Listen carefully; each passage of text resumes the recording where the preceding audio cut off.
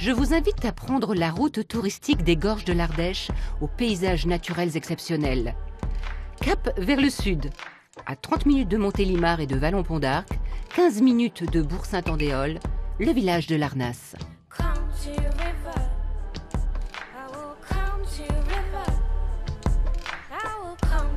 Bonjour et soyez les bienvenus sous ce soleil vitaminé de cette belle Ardèche du Sud. Goûtez voir, à Larnas, c'est un village de 250 habitants où il n'y a qu'un seul restaurant, la Cigale et la Fourchette.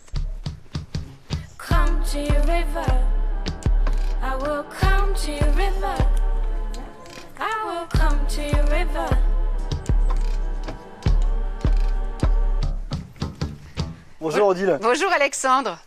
Alors, j'ai dit restaurant, mais j'aurais dû dire bistrot de pays. C'est quoi un bistrot de pays? Un bistrot de pays, ça certifie qu'on travaille uniquement des produits locaux, circuit court. Ardéchois donc? Ardéchois. Et c'est vraiment décerné uniquement dans les derniers commerces de villages, de petits villages, environ de moins de 1500 habitants. Donc, goûtez voir dans un bistrot de pays. Au sommaire aujourd'hui, Daniel Guérin, éleveur engraisseur de Charolaise et Aubrac. Raphaël Pommier, vigneron passionné de son terroir du Vivarais. Et Xavier Roussel, cofondateur de Terre à Délices, entreprise familiale enracinée en plein cœur de l'Ardèche. La Cigale et la Fourchette, labellisée aussi Goûter l'Ardèche, avec en cuisine Alexandre Gauthier. Un Dromois donc en Ardèche. Et oui, ça fait une petite dizaine d'années qu'on est là maintenant, mais effectivement, j'étais dromois et je suis passé de l'autre côté du Rhône. Bon, c'est pas grave, ils m'ont accepté maintenant. T'as accepté? Oui. L'Ardèche, c'est quand même c'est extraordinaire. Moi, avec 3 enfants, avec mon épouse, on a une qualité de vie qui est quand même très sympathique, sans être trop isolé non plus. Et ça, c'est appréciable. Alors, au départ, ce bistrot de pays, c'était une grange? Alors, tout à fait. Au départ, on était vraiment sur une grange qui était en train de se délabrer. Et grâce à un concours de la mairie, on est parti sur maintenant cet outil de travail qui est super. Alors, comment tu qualifies ta cuisine? Moi, on m'a souvent demandé, et c'est vrai qu'on est sur du traditionnel mais contemporain. C'est-à-dire qu'on reste avec des produits. C'est vraiment le produit qui va définir le menu et non pas l'inverse. Donc tu travailles tes recettes en fonction des saisons et en fonction de fait. l'arrivage des légumes. Ah oui, vous ne trouvez pas de fraises en hiver ici non, c'est exactement. On fonctionne vraiment avec les produits de saison, circuit court, toujours. Il faut dire que tu as un petit potager. Alors il est vrai que le potager, je le garde beaucoup pour le restaurant. Et quand on fait du traiteur ou quand ça ne suit pas assez derrière, puisque on est vraiment sur une saisonnalité. Voilà, c'est une petite production. On va pas... Après, j'ai Benjamin qui vient, lui, qui me livre. Il me centralise tous les producteurs. Ça m'évite de courir un petit peu partout. Et lui, il prend vraiment. Donc c'est circuit court, pareil. Et il prend vraiment les producteurs du coin et il me livre à peu près 2 fois par semaine. Il vient ici, on s'entend bien. Alors en cuisine, il y a Bruno aussi. Oui, tout à fait. Oui, donc lui, il est là. Il est là 6 à 8 mois de l'année. On a la même façon de penser, la même façon de travailler. Et ça, c'est très appréciable. On s'est trouvé. C'est un vrai binôme, ça. Oui, c'est un vrai binôme. Oui, tout à fait. C'est ça. Ça roule. Alors à ta carte, tu as du poisson, tu as de la viande, poisson essentiellement de la truite? Tout à fait. Donc on les prend à Font-Rome, donc en Ardèche un petit peu. Et donc encore un produit uniquement ardéchois, comme la viande de Daniel, qui est juste derrière. On a une relation de confiance. Quand on parlait de circuit court, moi je le vois amener son foin, je le vois amener ses bêtes, c'est extraordinaire.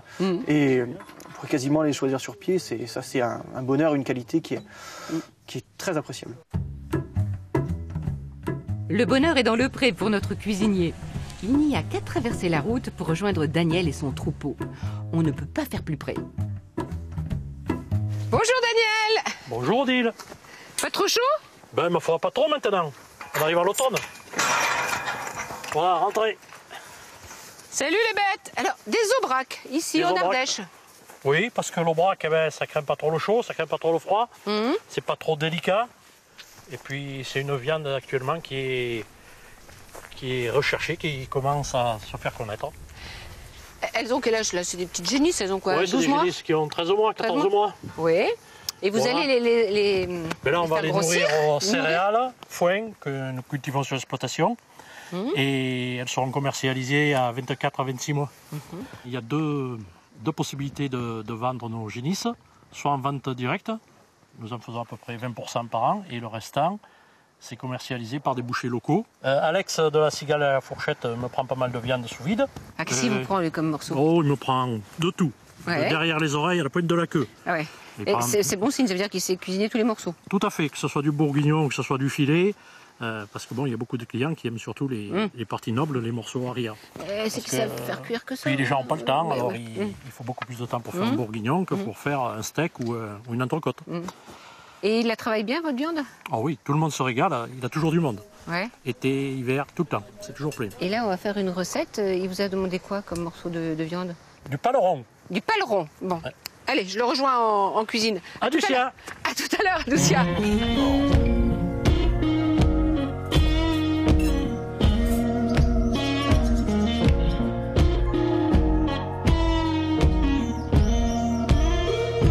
Aujourd'hui, je vais vous proposer une charlotte de bœuf avec un risotto d'épeautre, un petit clafoutis de légumes. On a les légumes du jardin, mais pas que, il y a aussi les légumes de Benjamin, avec du petit épeautre de Sceaux.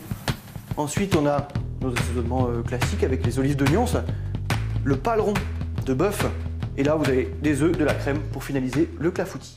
Donc on va commencer par faire revenir la viande, un petit peu d'huile d'olive, et là on va découper le paleron. Donc là, ça va confire pendant au moins 2h30. Et donc important, voilà, pas couper les morceaux trop gros, afin qu'on puisse les insérer comme il faut dans la charlotte. Donc là, bien sûr, on attend que l'huile soit bien chaude.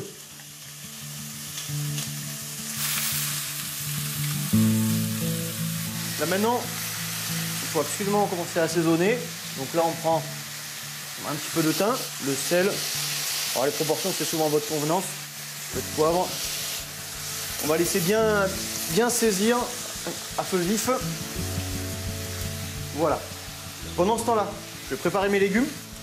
Donc là, l'oignon de Benjamin, on va le tailler relativement grossièrement. Après, un petit peu de céleri, qui donne un super goût. On va mouiller avec le vin rouge. Alors, voilà, extraordinaire. Maintenant, on n'oublie pas de mettre un petit peu de laurier. On met un petit peu d'ail violet. On va quand même le couper un petit peu. Pas des morceaux trop fins.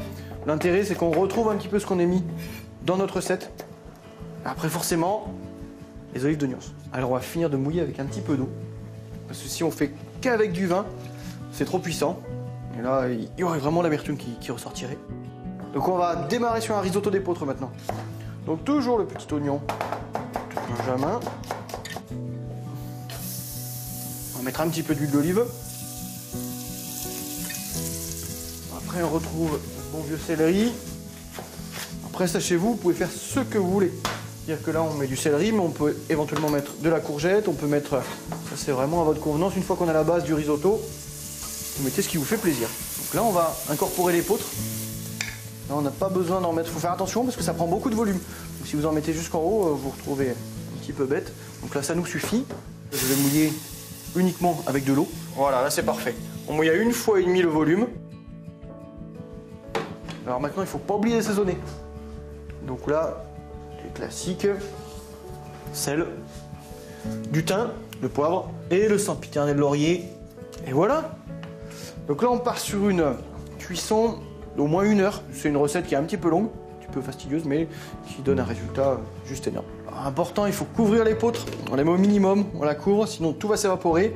Pour la charlotte, on va faire frire nos aubergines. Pas sur des tranches trop fines. Pas des roux de carottes non plus, pas trop épaisses. Donc elles cuisent. On va commencer pour faire le clafoutis de légumes.